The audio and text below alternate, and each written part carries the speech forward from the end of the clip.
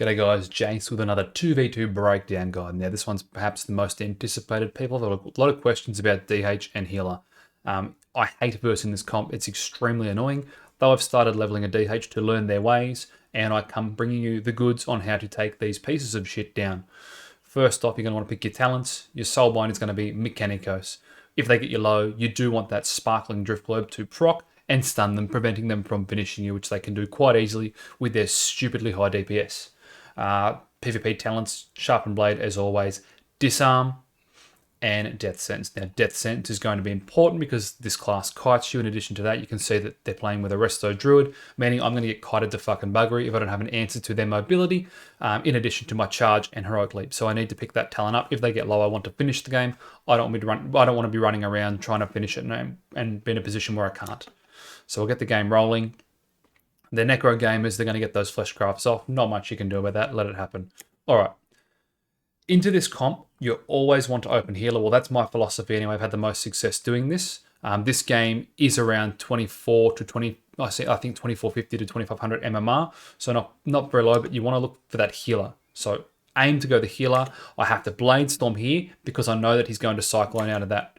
We immune that. We're just trying to get on him. Okay, controversial here. He does have a Fleshcraft shield on, and he is in bear form. Though this guy has started on my healer, I need to do something to this guy to A, either make him start trading with me, or B, make his DH come back and try and help him. So I'm just going to trade everything I've got into the Druid right here. I line the corner there because I anticipate that he might stomp and come out with a clone, and I want to get around the corner so that if that does happen, he can't get the clone out, but he tranks. So no point trying to be on him. I'm just going for the DH now. The DH is wailing into my guy, and that's fine. But I see an opportunity to go back Druid because he peeks his head. I charge, and I'm swapping back to the Druid. I'm just trying to get him to trade whatever I can. I am incap. He incaps me, and I zerk that in anticipation of the fact that he might use Cyclone. He doesn't use it, though. I still don't think it's a waste. We're trying to keep on him here. We get Vortexed, we're just waddling. The DH makes a bit of a mistake to come over here for me. I think he wanted to keep me in the room and go me and get my healer in a position where he's trying to cross the map whilst that Druid is annoying the shite out of him. But I think it's a bit of a mistake because it gives me something to hit. So I kick the Eye Beam. They get the Eye Beam off, they're going to do more damage. If you see the Eye Beam, just kick it. Kick the Eye Beam ASAP. Now my healer is about to go into CC. Now see this dirty green fucking sludge beam? That means his necro ability has procced, and if he throws his glaive at the demon that's running around tethered to him by that green band, he is going to get a 20% increase to his damage flat. So they'll always get that. There's nothing you can do about it. You'll see there that the beam's gone, which means he's got that. Oh no, the beam's still there. Well, you pick it up regardless, so keep that in mind. Green beam between him and something else means that he's tethered to a demon. Oh, there it is there. If he throws his glaive at that demon, he's going to get a 20% increase to his damage. So, great cap by my Shaman there. Unfortunate the Druid jumps and gets off over here, but this guy's in a bit of trouble here. He's got Colossus Smash on him, Sharpened Blade's coming down, but we just got a sudden death proc, so he's about to get chunked. Not as much as I'd hoped. All right. They're under pressure here, metas. So, meta. If you haven't played Demon Hunter or you don't know much about them, it's going to give them 20% leech. So that is going to cause you a lot of problems because you can't sit there and trade with them. It'll look like they're taking no damage, but they will. It's just the fact that they're leeching back from you every time they hit you. To stop this, you can do one of three things. Stormbolt, Sharpened Blade to prevent the healing, or Disarm so they can't hit you and therefore can't gain benefit from their leech. I don't do that now. It's just something I've come to learn since I started playing one. But yeah, I'll show you another video as well where it is DH Priest where I do things to counter that Eye Beam and the meta use. So we catch this guy in a spear. Probably isn't going to matter for us though. Not ideal. He's got Bark Skin, Iron Bark and Bark Skin, which means I pretty much can't crit him and he's taking reduced damage. So the smart thing to do here, I don't remember if I do it, is to just leave this guy alone. No, I'll just wail into it. Now he's got Thorns. Now I've got to get off him. Now he's committed 3 defensive cooldowns. He's actually a good target to swap to later on in the game now because of this. This guy is just shitting on me. Okay. This should be a moment where I swap into... Did I go? Yep, I did. A battle and parry. So I can keep myself offensive by pressing parry but staying in battle as opposed to going into D. If you pop parry, you don't want to then go and run away and try and hide. You want to use that opportunity to go aggressive whilst you're taking reduced damage and you're parrying hits from the other DPS. All right. I Blade Storm there to immune any kind of bash or roar.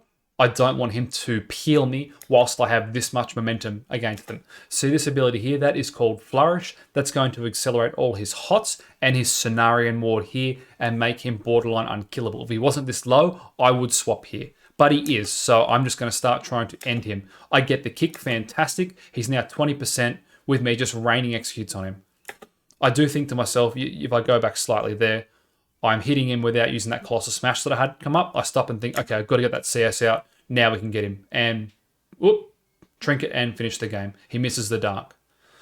So not the best example of a win against this comp, but you get the gist. Essentially what you're aiming to do against DH and Healer is swap based on the defensive cooldowns they're committing. So if I go the Resto Druid and he commits defensives, I can then swap and go the DH. I can shut the DH down by stunning, disarming, and sharpen blading his meta or his I-beam proc that he gets from using, his meta that he gets from his I-beam.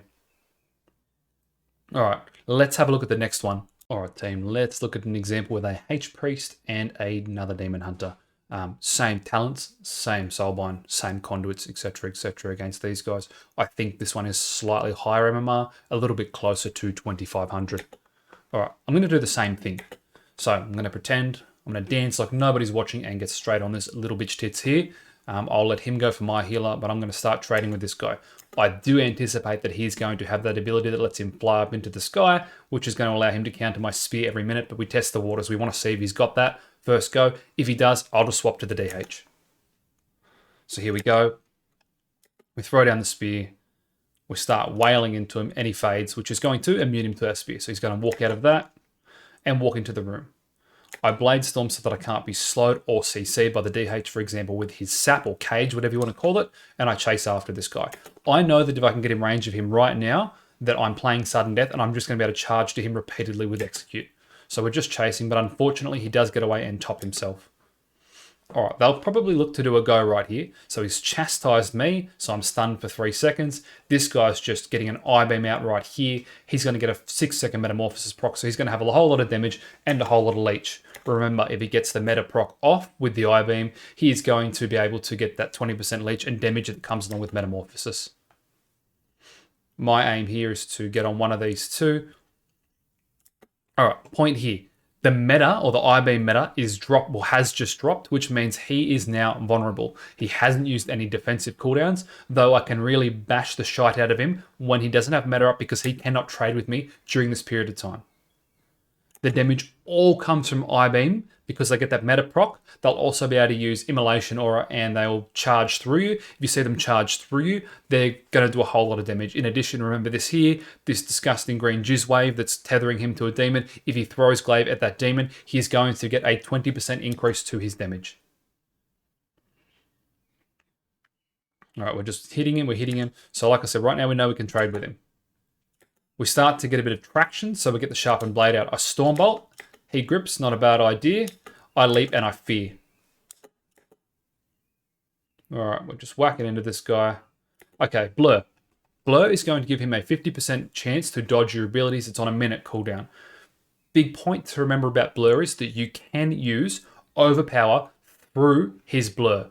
So even here, I could have chipped away at him if I'd liked to, because I can overpower through that Blur. He is full HP though, so it probably isn't worth it. We're going to let him have that one, and we're just going to swap over to his healer. So make the deliberation. If that DH is low, for example, and you've got your 2 stacks of overpower up, throw him through and see what you get. You might get him.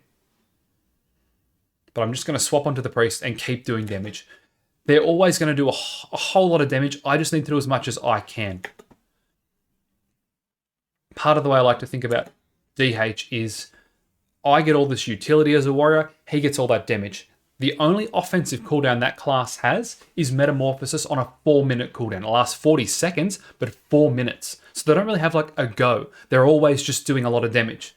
I have these peaks and troughs in damage where my damage will spike really, really high, and I have all this utility to exchange for that damage that he's got.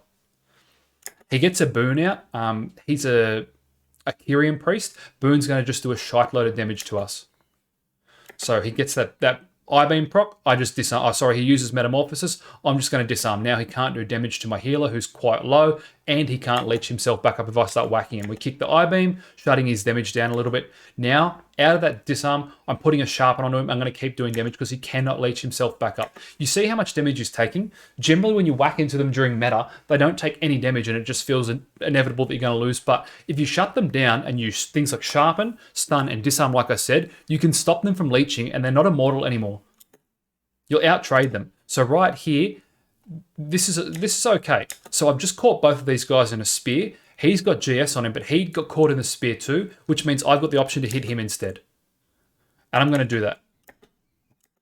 If I can hit, I mean, I could go and hit the DH, but it's just not worth it. All I'm going to do is break through GS and proc it, and he's not going to die. I'm better off knowing that he has used a defensive cooldown on his partner, and therefore taking advantage of that factor, knowing he doesn't have it for himself, and hitting him. It's going to put more pressure on him because he's gone, crap, I don't have GS if this guy gets me low, and he knows he's used it on the DH. So yeah, it's just better to swap in that circumstance. Let him have that one. All right, his GS has come down, but now this guy's got meta. And you can see here he's got another 20% proc. As soon as he throws Glaive at that thing, it's going to give him 20% increased damage again. These guys still haven't trinketed. We don't have Disarm, we don't have Stormbolt, and we don't have Sharpen, so I can't really do much about his Metamorphosis at the moment, and I can't trade with him effectively. So I can do like little bits and pieces of damage. With that in mind, the Priest has just come right next to me. He's now given me an option. I can swap to him. I get the Hamstring on as an order of priority. The Sharpened Blade comes out. So remember, if you get someone low, let's say sub 50%, you get the Sharpened Blade out, you're going to hurt them. We jump back into battle here because he is low, and we see an opportunity to finish this game. I'm going to Trinket. I've got a lot of rage here, which means I'm going to get a full rage execute. If I get lucky, I will kill him. He's got, what, 17.8k HP. I Trinket and try to execute, but he fades. Not the worst thing to happen in the world. We've still got our sudden death execute, so I can charge straight to him. I missed the kick here, or he jukes. Look at me like an idiot. If I had have saved that and kicked him, that was game over. Red Rover right there. He has used Desperate Prayer. So we can see here, he's used Desperate Prayer, which gives him some health. He's used his Fade, and he's used his Guardian Spirit. This guy is quite vulnerable right now. As for the DH, we stop and look at his defensives. He's got Blur back up in 5 seconds. So I think the Priest is the better target at the moment. That being said, with respect to the DH, we now have Stormbolt, which has just come out on him, Disarm, and Sharpened Blade in 5 seconds. So we can trade with him. We can out-trade him here. So we start to really pound this guy. The Priest is over there. The Priest goes, oh crap, he's getting him low. Now I've disarmed him. He cannot use his abilities to leech back from me. Okay, he saps my healer. And the Priest is moving into... okay, they're going to go do a go with Sap on my healer and Stun on me. But we're very far ahead here. So we've got, if you see here, we've got Spear coming up. I come straight out of that and I spear him. Okay, and I hit him for everything. He blurs. And remember what I said before. If he blurs, you can still hit him through it with Overpower. But in addition, you can roll the dice and try and execute through that. It's only a 50% chance to dodge. You might get lucky and kill him, but we get the Overpower off and we can finish him. So, like I said earlier, think about it. If they're low enough, Overpower into that Blur is going to finish the game for you. These two did not trinket the entire game.